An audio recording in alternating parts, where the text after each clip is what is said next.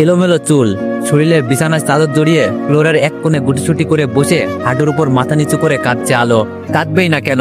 গত রাতে যে আলোর সাথে খুব খারাপ কিছু হয়ে গেছে, একটা অবিবাহিত মেয়ের যে সতীত্ব হরণ হয়েছে, তাও জোরপূর্বক।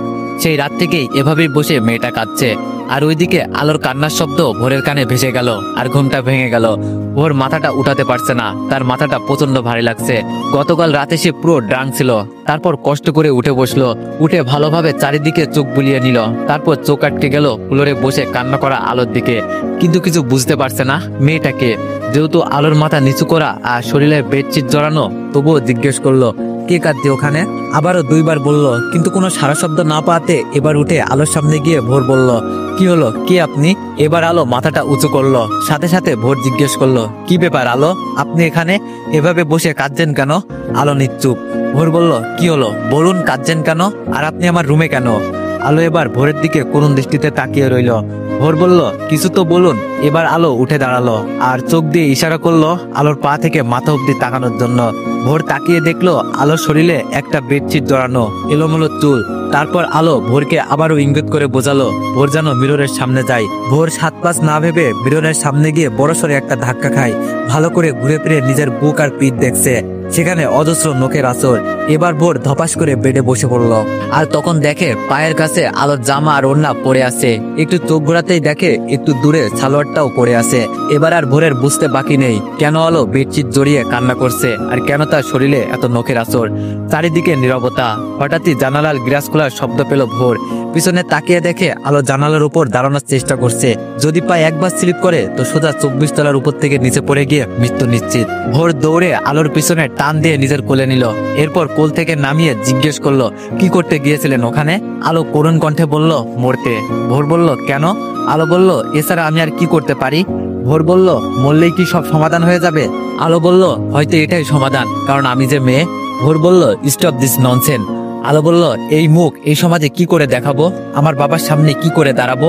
তার ফুলের মতো মেয়েটা যে বিয়ের আগেই নষ্ট হয়ে গেছে, কি করে সেই নষ্ট ফুলকে বাবা দেখবে? বাবা যে আমার মরেই যাবে। আপনি বিখ্যাত, ধনশীল, নামকরা সার্থক বিজনেসম্যান। আপনার টাকার নিচে আপনার সব অপরাধ চাপা পড়ে যাবে। সমাজে আপনার দিকে হাত তুলবে না, সবাই আলো মেয়েটার দিকেই হাত তুলবে। হয়তো বলেই বসবে মেয়েটা একটা প্রস্টিটিউট। এটা বলার সাথে সাথে ভোর সজোরে আলোর গালে একটা ঠাস করে থাপ্পড় বসিয়ে দেয়। আলো বসে কান্না করতে থাকে। চারিদিকে আবার নিস্তব্ধ হয়ে গেল। একটা গম্ভীর গম্ভীর ভাব আশ্রে দেয়ালে, যেন সব থমকে গেছে। নীরবে আলো কাঁদছে আর ওইদিকে আকাশ পানে তাকিয়ে ভোর ভাবছে। কি ভাবছে তা সে নিজেও জানে না। নীরবতা ভেঙে ভোর বলল, রেডি হয়ে নাও 10 মিনিটের মধ্যে। আলো গালে হাত দিয়ে ফুপিয়ে ফুপিয়ে কাঁদতে কাঁদতে বলল, কেন? ভোর বলল, আমি বলছি তাই, কোনো প্রশ্ন করো না। আলো আর কিছু না বলে পাশেই নিজের রুমে সেখানে চলে যায়। 10 মিনিট পর ভোর রেডি হয়ে আলোর রুমে নক দেয়। একটু পর আলো বেরিয়ে আসে। একটা সাদা 3 পিস পরেছে, লম্বা হাতাওয়ালা। মেয়েটা সবসময় লম্বা হাতাওয়ালাই 3 পিস পরে, লং 3 পিস পরে, কারণ তার গায়ের রংটা অল্প কিছু অংশ দেখা যায়। সাদা 3 পিসে মুখের কালো রংটা বেশ কালোতে ফুটে উঠেছে। তার উপর তো মলিন একটা চেহারা, চোখগুলো খোলা। সারা রাত যেন কান্না করেছে। তারপর ভোর বলল, আমার সাথে আসো। আলো ভোরের পিছনে পিছনে যাচ্ছে। ভোর গিয়ে গাড়ির ড্রাইভ সিটে বসলো। তার পাশের সিটে আলোকে বসতে বলল। আলো গাড়িতে উঠলো। কোথায় নিয়ে যাচ্ছে আলো জানে না। ভোর গাড়ি ড্রাইভ করছে আর আলো বাইরে এক পলক তাকিয়ে আছে। নিস্তব্ধ সেই দৃষ্টি। ভোর মাঝে মাঝে তাকিয়ে দেখছে আলোকে, কিন্তু আলো তো সেই বাইরেই তাকানো। এর মধ্যে ওদের পরিচয়টা বলি। আলোর পুরো নাম আলো শাখাওয়াত। আলো ভোর চৌধুরীর বিয়ে। কি ভাবছেন বিয়েরা তো সবসময় সুন্দরী হয়, তবে আলো কেন কালো? আসলে ভোরের কাছে যোগ্যতাটাই সব, সে গায়ের রং দেখে না। আলোর যোগ্যতা ছিল তাই এই পোস্টে জব পেয়েছে। ওরা এখন সিঙ্গাপুরে আছে। এই প্রথম আলো দেশের বাইরে আসলো, তবে অফিসের কাজের জন্যই আসতে চেয়েছিল না, কিন্তু কি করার, রুলস তো মানতেই হবে। 2 দিন আগে ভোরের কোম্পানির সাথে সিঙ্গাপুরের একটা কোম্পানির ডিলটা প্রপারলি সাকসেস হয়েছে। তাই গতকাল রাতে ভোর একটা পার্টি থ্রো করে। ভোর আর আলো যেই হোটেলে উঠেছে সেই হোটেলেই। সেই পার্টিতে ভোর অনেক বেশি ড্রিঙ্কস করে, যার ফলে ভোরের রুমে নিয়ে আসতে হয় আলোর। ভোর নিজের মধ্যে তখন ছিল না, পুরো মাতাল ছিল। আলোর সাথে জোরপূর্বক ভাবেই শারীরিক সম্পর্ক করে। আলো বারবার বাধা দিচ্ছিল, সাথে নখ দিয়ে আঁচড় কাটছিল। কিন্তু একজন মাতালের কি আর সেই হুঁশ থাকে না? তেমনই ভোরের ছিল না। সে তার নিজের কাজ চালিয়ে যাচ্ছিল আর আলো চোখের পানি ধরাচ্ছিল। হঠাৎ গাড়ির ব্রেক করলো আর আলো তার ভাবনার জগৎ থেকে বের হয়ে এলো। ভোর বলল, বের হন। আলো বের হলো। আলোর এখন কিছুই বলার নেই, সে আর নিজের ভিতরেই নেই। আছে নিস্তব্ধ, যেন একটা মাটির পুতুল। ভোর আলোর সামনে গিয়ে আলোর হাতটা ধরে নিয়ে যাচ্ছে।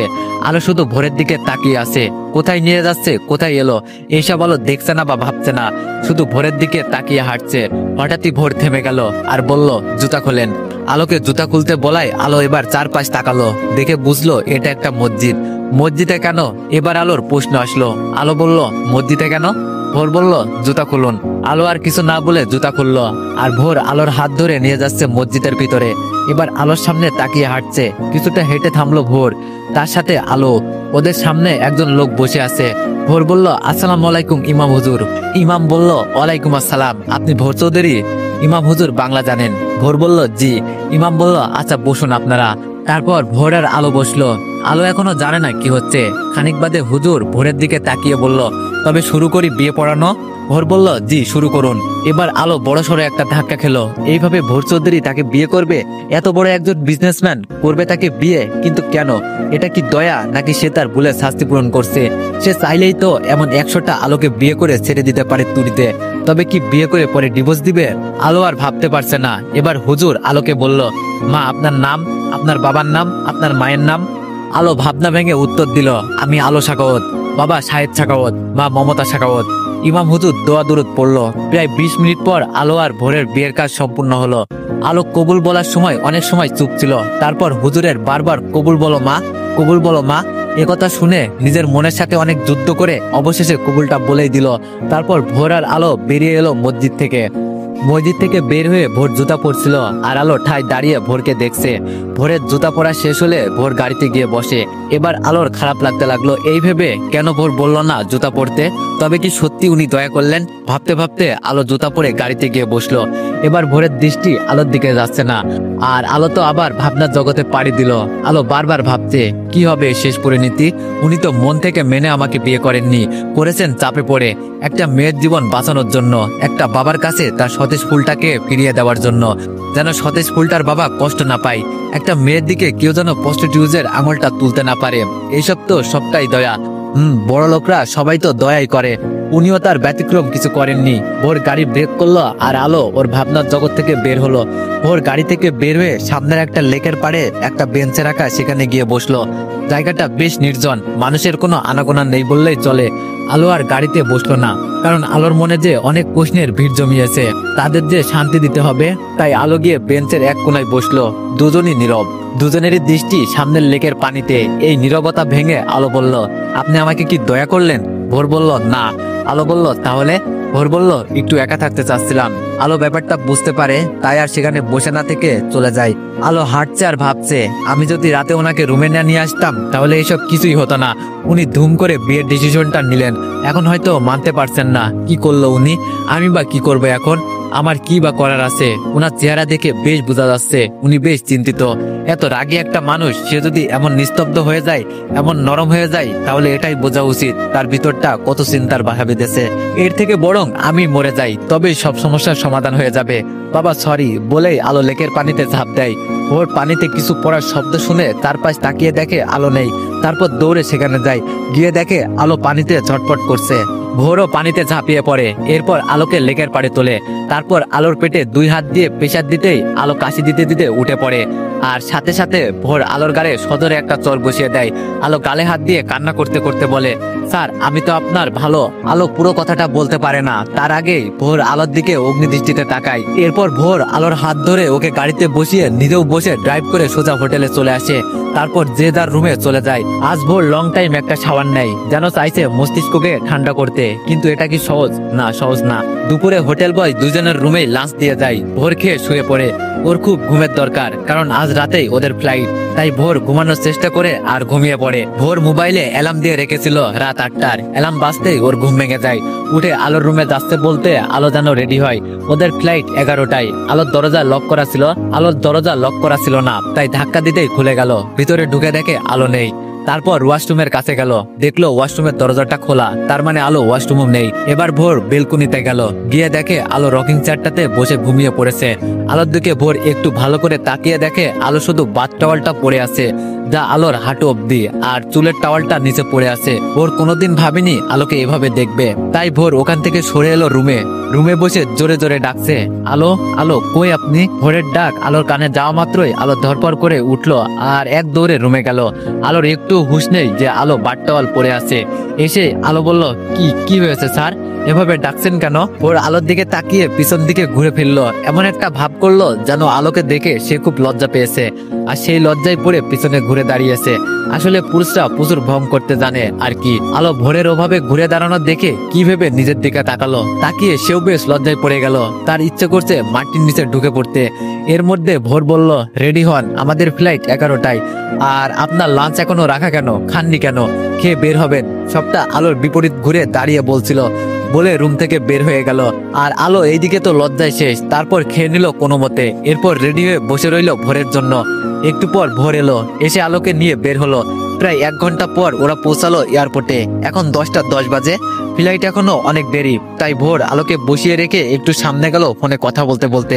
এইদিকে আলো ওর বাবার কাছে ফোন করে জানিয়ে দিল আগামীকাল দেশে আসবে। প্রায় 10 মিনিট পর ভোর এলো, সাথে কিছু খাবার নিয়ে। ভোর বলল, আলো এগুলো খেয়ে নিন। আলো বলল, আমি তো খেয়ে বের হয়েছিলাম, আমি আর খাবো না। ভোর বলল, দেখেছি, প্লেটের 4 ভাগের 1 ভাগও শেষ হয়নি, নিন খেয়ে নিন তাড়াতাড়ি, আর কোনো কথা নয়। আলো আর কথা না বাড়িয়ে চুপচাপ খেয়ে নিল। পাশে বসে ভোরও হালকা কিছু খেলো। কিছুক্ষণ পর অ্যানাউন্সমেন্ট হলো, তারপর ওদের চেকিং হলো। ওরা পাশাপাশি সিটেই বসেছে, আলো উইন্ডো সিটে আর ভোর ওর পাশেই বসেছে। প্রায় 1 ঘন্টা পর আলোর চোখে একটু ঘুম ঘুম ভাব এলো। তারপর আলো ঘুমিয়ে পড়লো, কিন্তু ভোরের চোখে ঘুম নেই। আলো ঘুমের ঘরে ভোরের কাঁধে মাথা রাখলো। ভোর কিছু মনে করলো না, আলো পুরো ঘুমে বিভোর। সারাটা ফ্লাইটে আলো ভোরের কাঁধেই ঘুমালো। যখন প্লেন ল্যান্ড করলো তখন আলো ঘুমিয়েছিল। ভোরের ডাকে আলো মিটমিট করে চোখ খুলে নিজেকে আবিষ্কার করে তাড়াতাড়ি ভোরের কাছ থেকে মাথা তুলে বলল, সরি স্যার। ভোর বলল, ইটস ওকে, আমরা এসে গেছি, চলুন। তারপর ওরা বাংলাদেশ এয়ারপোর্ট থেকে বাসায় যাওয়ার জন্য গাড়িতে উঠলো। আলো অবশ্য ভোরকে বলেছিল সে একা একাই বাসায় যেতে পারবে, কিন্তু ভোর বলল তার কিছু জরুরি কথা আছে, যেতে যেতে বলবে, তাই জন্য ভোরের গাড়িতে ওঠে। অবশেষে বাধ্য হয়ে উঠলো আলো। এবার আর ভোর ড্রাইভ করছে না, ড্রাইভার আছে। আলো আর ভোর পিছনের সিটে বসা। একটু পর আলো বলল, স্যার আপনার জরুরি কথা কি এখন বলা সম্ভব? ভোর বলল, আসলে আমি বলতে চাচ্ছি সিঙ্গাপুরে যা কিছু হয়েছে এখন এগুলো কাউকে বলার দরকার নেই, যখন সময় হবে আমি বলবো তখন। আলো বলল, আপনার মান সম্মানের ব্যাপার স্যাপার। আলো বলল, আপনার মান সম্মানের ব্যাপার স্যাপার বলে কথা কাউকে বলা যাবে না। ভোর বলল, আলো সবকিছু একটা ঘরের ভিতরে ঘটে গেছে, আমি সম্পূর্ণ অপ্রস্তুত ছিলাম। আমার মাইন্ডও কি দিয়ে কি করলাম আমি তখন ভাবিনি, কিন্তু করার পর বুঝলাম। আলো বলল, কি বুঝলেন? ভুল করেছেন এটাই তো?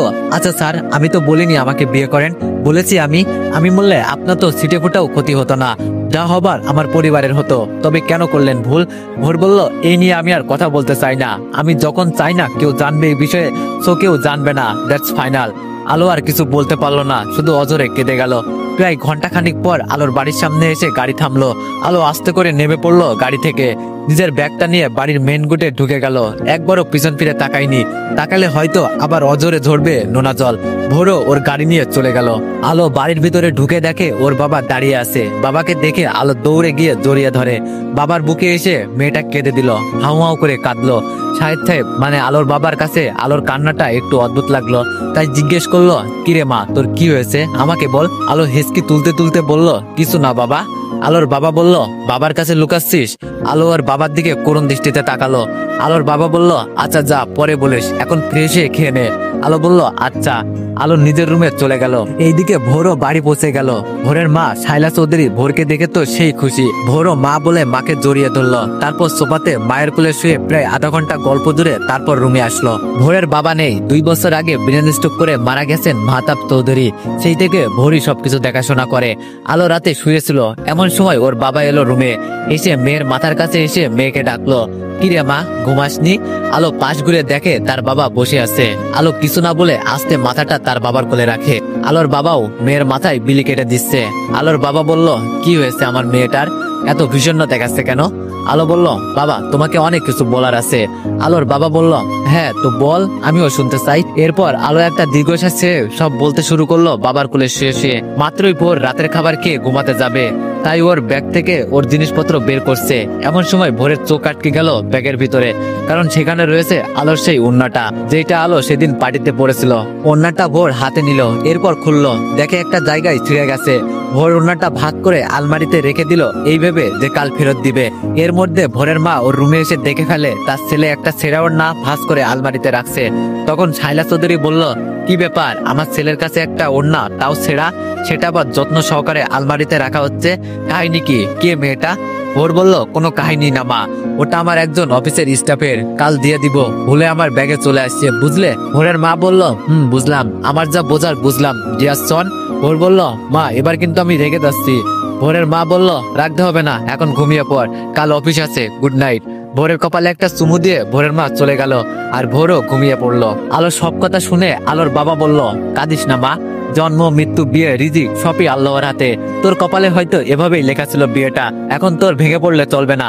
মনে রাখিস মা, স্বামীর অধিকার আদায় করে নিতে হবে যে কোনো ভাবেই। তুই আমার মেয়ে, তুই পারবি ওই ভোর চৌধুরীর মনে জায়গা করে নিতে, তোকে পারতেই হবে, এখন ঘুমিয়ে পড়, আমি যাচ্ছি। আলো চোখ মুছে ওর বাবার শেষ কথাটা চিন্তা করতে করতে ঘুমিয়ে গেল। আজ আলো হালকা পিঙ্ক কালারের একটা থ্রি পিস পরেছে। কালোদের হালকা পিঙ্ক কালার খারাপ লাগে না, ভালোই লাগে। আর আলোর চেহারাতে তো একটা মায়া আছেই, কখনো কোনো অর্নামেন্টস মেয়েটি পরে না। ওই যে একটা গান আছে না, নাকে নেই ফুল, কানে নেই দুল, গলাতে নেই কোনো হার। তো এভরিওয়ান, পরের লাইনটা কি বলে যাবেন, ভুলে গেছি। এমনই ব্যাপারটা, আলোরও নাকে কানে গলায় কোনো অর্নামেন্টস নেই, তবুও মেয়েটাকে একেবারে খারাপ দেখায় না। বাবার সাথে নাস্তা করে আলো অফিসের উদ্দেশ্যে বের হয়। এইদিকে অফিসে যেতে আসতো কোনো অনুভূতি ছিল না, আজ এক অন্যরকম অনুভূতি কাজ করছে আলোর ভিতরে। কেমন একটা চাপা কষ্ট আজ আলোর ভিতরটা কুড়ে কুড়ে খাচ্ছে। এইসব মাথায় নিয়ে অবশেষে আলো পৌঁছালো অফিসে। অফিসে গিয়ে সবার সাথে কুশল বিনিময় করে নিজের ডেস্কে এসে বসলো, তারপর নিজের ব্যাগটা রেখে ভোরের কেবিনে ঢুকলো। ভোর এখনো অফিসে আসেনি, প্রতিদিনই ভোরের আগেই আলো অফিসে আসে, আর এসে দেখে সবকিছু ঠিকঠাক আছে কিনা। ভোর যে পান থেকে চুন খসলে অফিস মাথায় তুলে চিল্লিয়ে, আর আলো তো সেই রকম গোছল একটা মেয়ে। এই পর্যন্ত আলোর কোনো ভুল খুঁজে পায়নি ভোর। আলো ভোরের কেবিনটা গুছিয়ে প্রয়োজনীয় সব ফাইলপত্র রেখে নিজের ডেস্কে চলে গেল। 20 মিনিট পরেই ভোর অফিসে ঢুকলো। সবাই ভোরকে কংগ্রেস করলো ডিলটা সাকসেস হওয়ার জন্য, আর মীরা এসে তো ভোরকে জড়িয়েই ধরলো। মীরা ভোরের অফিসের স্টাফ, আবার ভোরের ক্লাসমেটও ছিল। ভোরকে মীরা পছন্দ করে, দুইজন দুজনকে তুমি করেই বলে, যেহেতু তারা ক্লাসমেট ছিল। ভোরের সাথে মীরাও ভোরের ডেস্কে যায়। মীরা বলল, ভোর তুমি কিন্তু সিঙ্গাপুর যেয়ে একটু শুকিয়ে গেছো। ভোর বলল, কি বলো, মা তো কিছুই বললো না, তবে কিন্তু যেতে পারতে আমাদের সাথে। মীরা বলল, যেতে তো চেয়েছিলাম, বাট হঠাৎই অসুস্থ হয়ে পড়লাম। ভোর বলল, ওকে, মন খারাপ করো না, পরের বার যাবে। মীরা বলল, আচ্ছা। ও তুমি তো আজ আমাকে দেখলেই না, আমি যে নিউ ড্রেস পরেছি। ভোর বলল, ও খেয়াল করিনি। নাইস, তোমাকে কিন্তু এই 3/4 স্কার্টে ভালোই লাগে, আর সব থেকে বড় কথা, তুমি অনেক স্মার্ট এই অফিসের সব মেয়ে থেকে। মীরা বলল, হ্যাঁ, সব মেয়েগুলো আমার কাছে অ্যাডভাইস নেই, শুধু একজন ছাড়া। ভোর বলল, কে? মীরা বলল, কি আবার, তোমার পিয়ে আলো। তুমি আমাকে তোমার পিয়ের পোস্টার দিলেই পারতা। ভোর বলল, বুঝলাম, ওকে, অনেক গল্প করেছি, এখন তবে কাজ শুরু করি। মীরা বলল, ওকে, সি ইউ লেটার, বাই। ভোর বলল, বাই। তো এভরিওয়ান, এই গল্পের নেক্সট পার্ট চাইলে বেশি বেশি কমেন্ট করো, আর আশা করি তোমরা সবাই একটু সাপোর্ট করবা। ধন্যবাদ।